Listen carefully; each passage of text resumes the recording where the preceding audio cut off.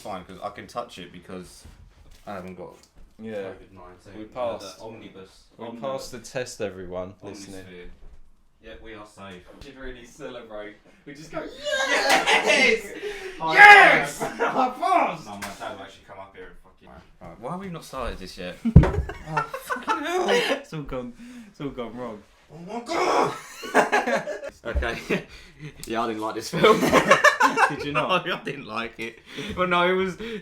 When I was watching it, I was thinking, this can't be real. This can't be real. I've heard so much about this film and good things, and then I'm finally watching it, and it just was shit.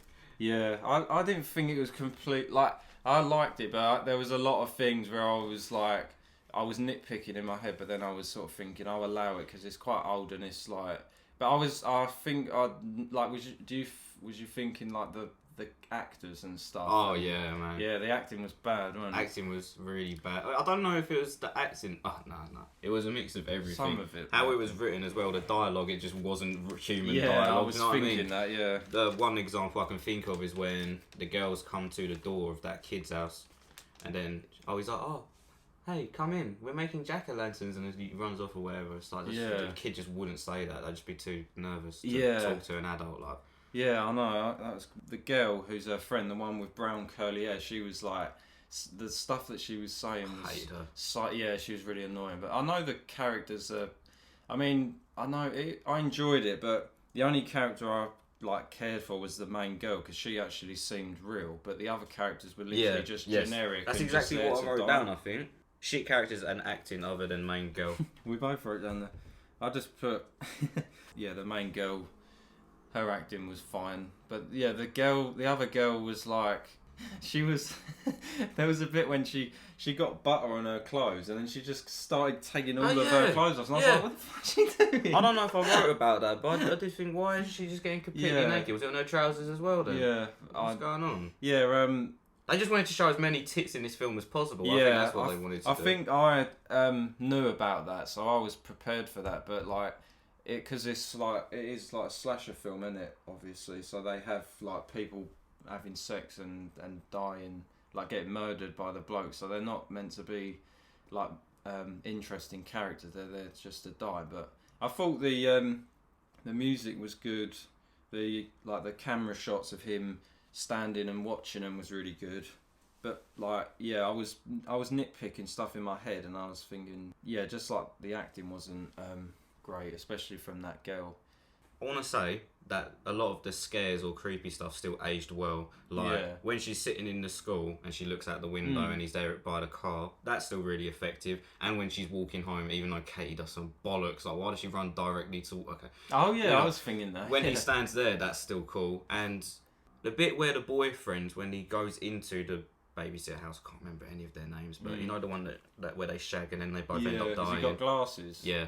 So he checks out the back door and then he goes to open the side door and then he just walks out and grabs him. That was good. Cool. That actually quite scared me. Then you know that moment with the detective bloke, or I don't know, he must be part of that mental institution thing. He's trying to scare the kids away from the house for some reason. Yeah, can't he just tell them to fuck off? Smiling, doesn't he? It's really weird. Yeah. And then the other bloke, the sheriff, grabs his shoulder and there's no music or anything, but it's meant to make you think it's Mike for a second. That was really effective. And then also when the teenager with the glasses is hanging upside down.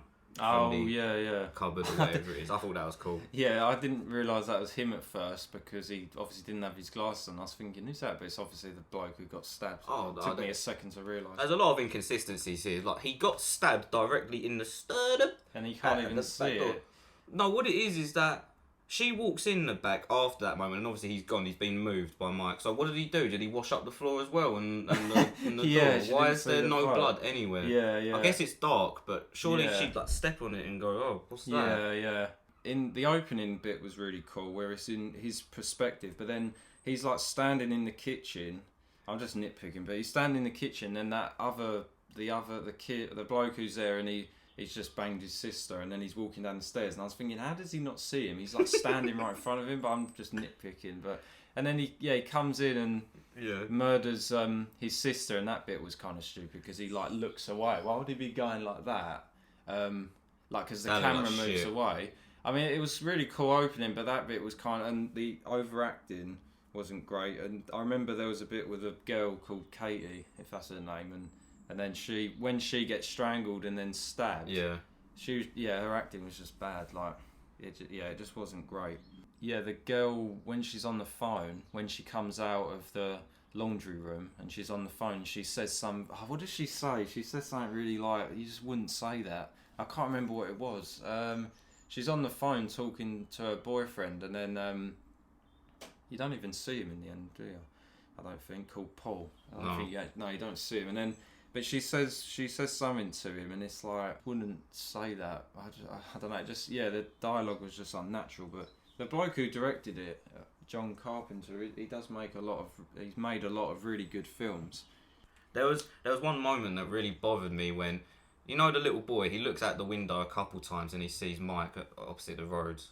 Across the road, at the other girl's house. Yeah. And he's it's the boogeyman. And the first time I was like, fair enough. Yeah. He gets told that it's not real and you probably would distrust your senses, you're young. Yeah. But then the second time, he literally sees the same thing again, carrying the girl that just came to the house. And he's like, oh, it was the boogeyman. First of all, he doesn't even mention that he's carrying the girl. Yeah, yeah. That would be a cause of concern for the main character. But maybe there is someone there. But he literally avoids saying it, and then she's like, "Oh, it's not real," and he's like, "Oh, yeah." So you can't distrust your senses that much, even as a 6-year-old, however old you are. It's really stupid. You would just keep saying, "No, I saw it." Yeah, and he was carrying that girl. Or whatever. Yeah. I don't know. A kid isn't that retarded. Do you know what I mean? I can't use that word now. Oh my god! Sorry. There was another moment. You know when he gets into the house at the little girl's house. Yeah. And then the main character turns around and stabs her him in the neck. Oh, and he dies for the first time.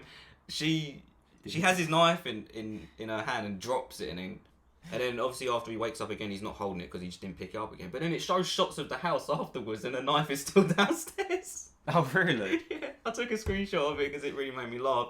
How the fuck did it get back downstairs? the knife is the real villain. It comes to life. I wasn't sure if the budget on the film was small because there was like the bit when the girl Katie gets murdered in the car. They definitely had one camera at front and one at the side because she makes a noise and then it cuts to the other shot and she makes the exact same noise. It's so bad. It's like they just played it the same clip but from a different angle. If they'd cut it differently, because she makes a noise and then it cuts and she makes the exact same noise and it just wasn't that weren't believable. It's good, isn't it? It ruins the immersion. Obviously it's an old film, and wasn't it one of his first films? From what I'd assume anyway. So. Yeah, I hope it's one of his first films. It's still fun to watch to some extent, which is why I don't completely hate it. I don't know, they were just there to die, pretty much. What, the teenagers? Yeah, they were just the basic slasher film, not that I've watched loads, but they are just the blueprint, basic characters that just bang and die. Yeah, I did recognise about halfway through that these characters this whole film has no substance and it's not meant to, really. It's just supposed to be fun and lots of murders and that. It just didn't work for me though. No. In the end, I like the music, I like some of the scares, and some of the sound effects were cool. But other than that, I just didn't really care about it. No, I liked the music, the camera shots of him walking around, and they done well at building suspense and stuff with him just stalking her, and seeing him walking around or just standing there was really good. Why can he disappear out of thin air? Yeah, there's weird things he can do that just don't add up. Like Harry can, because when she's in the laundry room and he manages to get in there as well. But how does he not make any noise? I know I'm just nitpicking, but he doesn't make any noise because she tries getting out the window. And I was thinking, well, if he come through the window, he would have made so much noise because she's trying to get out and she's rattling the shelf or whatever. And I was thinking, well, he'd definitely make loads of noise. And then he just disappears. But I think they intended him to be a paranormal type of character, so he's not completely just a normal psychopathic human. But I feel like that made the film stop working for me because the moment he was in that girl's side garden where the laundry was, and then he just disappears in the next shot. I thought, I didn't want that to happen. I wished he was just a human. I think I've always had a bias against slasher films, even all the modern ones I've seen and that, because they're not for me because, you know, there's generally not that much substance often, and also there's a focus on gore most of the time, and I just don't like that type of thing in films. Yeah. So, but I still feel like there's been slasher films that have done it a lot better than Halloween, even though this was one of the first ones. Really. Yeah, I was going to say slasher films. Yeah, because it didn't work for me. I think when it come out now, like I still think it's good, but it hasn't aged great, and it's probably like because it's a classic. Obviously, that's what we've heard loads about, but it's probably maybe more nostalgic when it come out. People are like, oh yeah, that was like amazing when it come out. So, but yeah, I didn't think it was great. I still enjoyed it though, but yeah, there was just things where I was like, that's kind of dumb. Yeah, I think I've said everything. Yeah, I've said pretty much everything I want to. Right, I'll go first then. I'm going to give it a 4 out of 10. Right. I'm going to give it a 6. But overall, I slightly disliked it more than I liked it. There was a lot of stuff I didn't enjoy about the film. Specifically the acting and the stuff with Mike in a lot of it. But the scares were good and the music was decent. Yeah. That's what I took away from it. Yeah, I think... I enjoyed it more than I didn't like it. But... I think I noticed the bad acting and like the bad dialogue and stuff, but maybe I just looked past it, and then, but yeah, some of it was like, I was like, that's dumb, and it kind of makes you just laugh at it, like, because I knew that he obviously is like indestructible and he comes back to life loads of times, but when she stabbed him in the neck and then he fell over, and then she stabs him again, and then he comes back, and then when he comes back alive again, I just sort of laughed because. I mean, I knew it was going to happen anyway because I've seen bits before, but yeah, it just got a bit ridiculous. I think it maybe would have been better if he was more human and not so supernatural, like he could just disappear, because then it would have been more, I don't know, I would have found it more interesting if he could actually get injured and then you actually see him hurt, because I mean, I haven't seen, because there's been loads of other films, but in one of the other films, he literally gets shot in the eyes twice and doesn't die, but he's blind.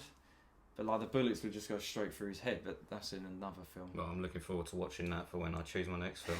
Yeah, I think they're all on Netflix, ain't they? Yeah, that's fine. I think we don't have to watch them. But yeah, I enjoyed it more than I didn't enjoy it, basically. Yeah, I'm the opposite. Pretty much it.